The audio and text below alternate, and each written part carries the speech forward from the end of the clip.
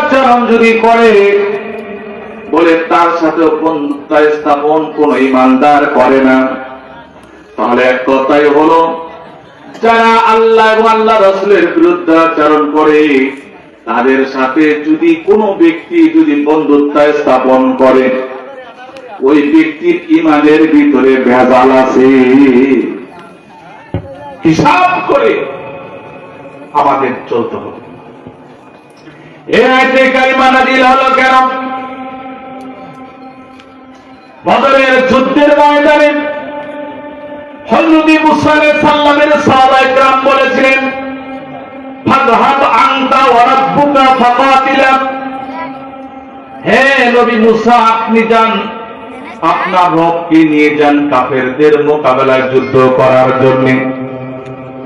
কিন্তু রাসূল সাল্লাল্লাহু আলাইহি সাল্লামের সাহাবায়ে কেরাম বলেছিলেন, হে নবী, আমরা আপনার ডানে থাকব, আমরা আপনার বামে থাকব, সামনে থাকব, পিছিয়ে থাকব, চতুর্দিকে থেকে লড়াই করব, যুদ্ধ করব, আপনার শরীরে কোনো আঘাত হানতে দেব না।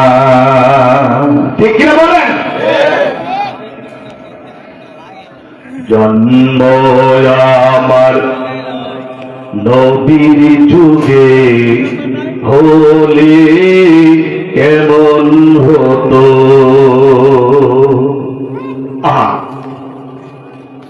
রাসূল সাল্লাল্লাহু আলাইহি সাল্লামের সামনে পিছে ডানে বামে থেকে সাহাবায়ে কেরাম কত মজা পেয়েছে। আমার ভাইরা, আমার বাজানেরা, আল্লাহ নবী বলছেন, আমাকে দেখে যারা ইসলাম গ্রহণ করেছে আর আমাকে না দেখে যারা ইসলাম গ্রহণ করেছে, তাদের মধ্যে পার্থক্য কতটুকু? বাজান, এই যে মুরব্বী বাবা,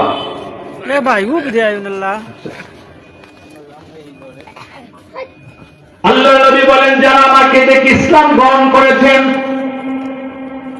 তারা আমার কাছে যতটুকু প্রিয়, যারা আমাকে না দেখে ইসলাম গ্রহণ করেছে তারা আমার কাছে না দেখে ইসলাম গ্রহণ করনেওয়ালা ব্যক্তি, দেখে ইসলাম গ্রহণ করনেওয়ালা ব্যক্তির চাইতে 7 গুণ বেশি প্রিয়। আমরা রাসূলের কাছে প্রিয় সাহাবায়ে কেরামদের চাইতে আরো বেশি, কারণ তারা তো রাসূলের সব দেখেছে, মুজিজা দেখেছে, আমরা দেখি নাই। আমার ভাইরা, আমার বোনেরা, ওই বদরের যুদ্ধের ময়দানে একজন সাহাবী, এদিকে তাকান, এই যে এদিকে, একজন সাহাবী নাম হলো আবু উবাইদা ইবনুল জাররাহ রাদিয়াল্লাহু তাআলা। উনিও সারিবদ্ধ হয়ে যুদ্ধের ময়দানে কাজ করতেছেন, তরবারি নিয়ে দাঁড়িয়ে আছেন। এমন সময় লক্ষ্য করে দেখলেন রাসূল সাল্লাল্লাহু আলাইহি সাল্লামের সম্মুখ পানে যে সাহাবায়ে কেরাম দাঁড়িয়ে আছেন, ওই সাহাবীদের মধ্য দিয়ে একজন কাফির সেনা তরবারি উত্তোলন করে এই সাহাবাদের মধ্যে ঢুকে পড়েছে, সরাসরি রাসূলের উপরে আক্রমণ করার জন্য মতলব নিয়ে সামনের দিকে অগ্রসর হচ্ছে। হযরত আবু উবাইদা ইবনুল জাররাহ রাদিয়াল্লাহু তাআলা বলেন, আমি আমার পয়েন্টে ছিলাম, আমি আমার জায়গায় ছিলাম, আমি লক্ষ্য করে দেখি ওই বেচারার মতলব বেশি ভালো না। সে যখন তরবারি নিয়ে সামনের দিকে অগ্রসর হচ্ছে,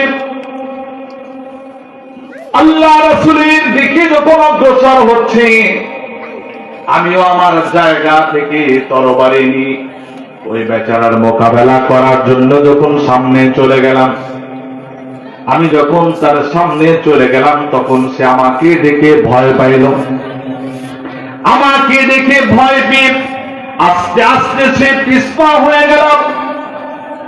আবার কিছুক্ষণ পরে দেখি সেই বেচারা পূর্বের ন্যায় একই উদ্দেশ্যে আবার তরবারি নিয়ে রাসূলের দিকে অগ্রসর হচ্ছে। আবু উবাইদা ইবনুল জাররাহ রাদিয়াল্লাহু তাআলা বলেন, আমি আমার জায়গা থেকে আবার আমি অগ্রসর হয়ে তার মোকাবেলা করার জন্য সামনাসামনি হয়ে গেলাম। আবার দ্বিতীয়বার সেই কাফের সেনা আমাকে দেখি আবার পিছপা হয়ে গেছে। তৃতীয়বার কিছুক্ষণ পরে দেখি আবার সেই বেচারা সাহাবায়ে কেরাম যুদ্ধ করতেছে, তিনি মাঝখানে ঢুকে পড়েছেন আল্লাহর রাসূলের উপরে আক্রমণ করার জন্য। আমি এবার সিদ্ধান্ত নিয়েছি, দুইবার ফিরে গেছি, কিছু বলি নাই, এইবার আর তাকে আমি ফিরে যেতে দেব না। এবার সে আবু উবাইদা ইবনে জাররাহ রাদিয়াল্লাহু তাআলা নিজের তরবারি নিয়ে সামনে অগ্রসর হয়ে মোকাবেলা করার জন্য সামনে গেলেন। সে কে এটা তার দেখার আর সময় নাই। এবার তার কল্লার দিকে যখন তরবারিটা চালিয়ে দিলেন, এবার আবু উবাইদা ইবনে জাররাহ রাদিয়াল্লাহু তাআলার তরবারি ওই কাফের সেনার কল্লায় এখনো লাগে নাই। লাগার পূর্বেই তিনি লক্ষ্য করে দেখলেন তার কল্লাটা 30 থেকে 40 হাত দূরে চটকে পড়ে গেল। আল্লাহু আকবার বলেন। আরে বদরের যুদ্ধে তো আল্লাহ তাআলা রাসূলকে সাহায্য করার জন্য তো ফেরেশতা পাঠাইছিলেন। সুবহানাল্লাহ। আবু উবাইদা ইবনে জাররাহ রাদিয়াল্লাহু তাআলা যখন তরবারি চালালেন, আর এই তরবারি লাগতে না লাগতেই ওই কাফের সেনার কল্লা দূরে সরে পড়ে গেল। এবার বদরের যুদ্ধে যে সমস্ত ব্যক্তিরা কাফেরেরা যারা কতল হয়েছিল, তাদের লাশগুলো যখন এক পাশ থেকে সাজানো হলো, আল্লাহ রাসূল মদিনার মানুষ, মক্কার মানুষ, মক্কা থেকে হিজরত করে মদিনায় এসেছেন এই কাফেরদের জানায়। আল্লাহ তাআলা বলেন, ওয়াইয ইয়ামকুরু বিকাল্লাযীনা কাফারু লিয়ুসবিতুকা আও ইয়াকতুলুকা আও ইউখরিজুক ওয়া ইয়ামকুরুনা ওয়া ইয়ামকুরুল্লাহ আল্লাহু খায়রুল মাকিরিন।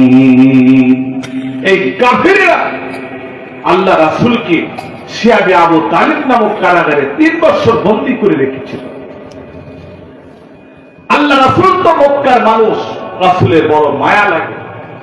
এই লোকগুলো ইসলাম গ্রহণ করা বাদ দিয়ে ইসলামের বিপক্ষে দাঁড়ালো এবং বদরের প্রান্তরে 70 জন তারা কতল হয়ে গেল। কারা কারা এদেরকে সাজাও, আমি দেখব।